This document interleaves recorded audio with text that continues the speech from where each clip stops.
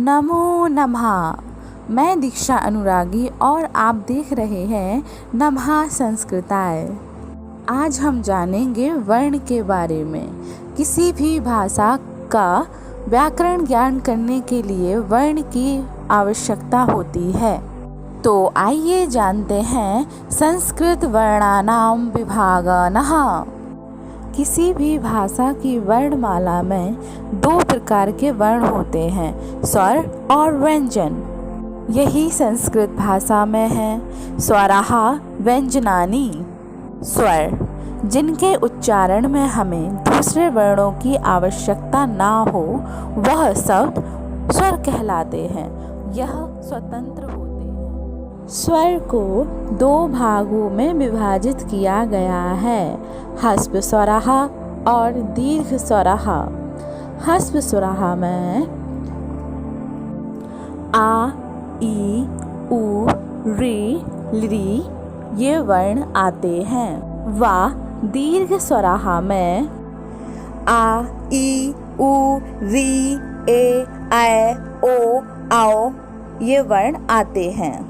इनकी टोटल संख्या 5 और 8 13 हो जाती है। अम को अनुस्वारः और अह को विसर्ग कहते हैं।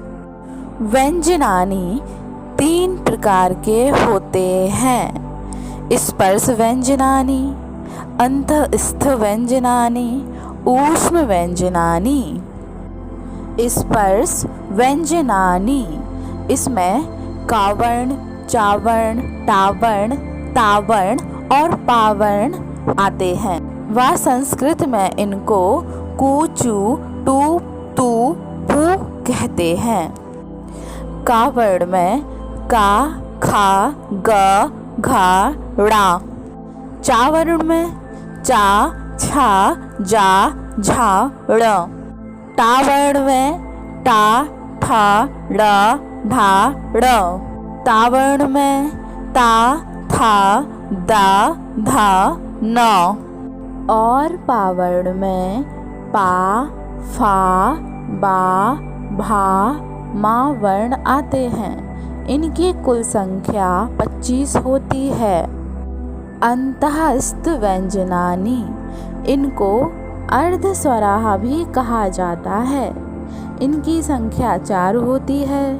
यह या, रा, ला, वा होते हैं। ऊष्ण व्यंजनानि, ऊष्ण व्यंजनानि में शा, साव, शा और हा वर्ण आते हैं। इनकी संख्या भी 4 होती है।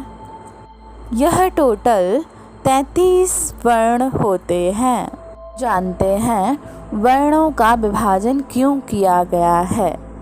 पहला, स्पर्श व्यंजनानि, जिनका उच्चारण करते समय हमारी जीवा मुख के अलग अलग स्थानों को स्पर्श करती है, उसे स्पर्श व्यंजनानि कहते हैं। इनमें का से माँ तक के कुल 25 व्यंजन आते हैं। वे व्यंजन जिनके उच्चारण में फेफड़ों से निकलने वाली वायु मुख से घूमती हुई बाहर निकलकर कोई ध्वनि उत्पन्न करती है, उसे अंतःस्थ व्यंजन कहते हैं। तीसरा, ऊष्ण व्यंजनानि, इनके उच्चारण के समय मुख से गर्म वायु निकलती है, ऐसे वर्णों को ऊष्म व्यंजनानि कहते हैं। अब बात करते हैं संयुक्त व्यंजनानि की।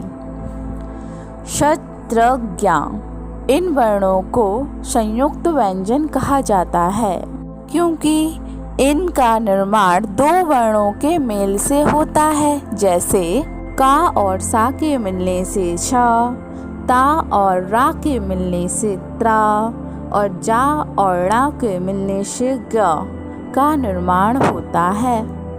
इन 3 वर्णों को हम संयुक्त व्यंजन कहते हैं। धन्यवाद।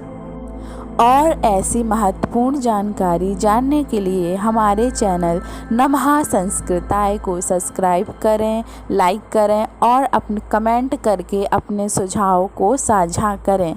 नमः संस्कृताय, नमो नमः।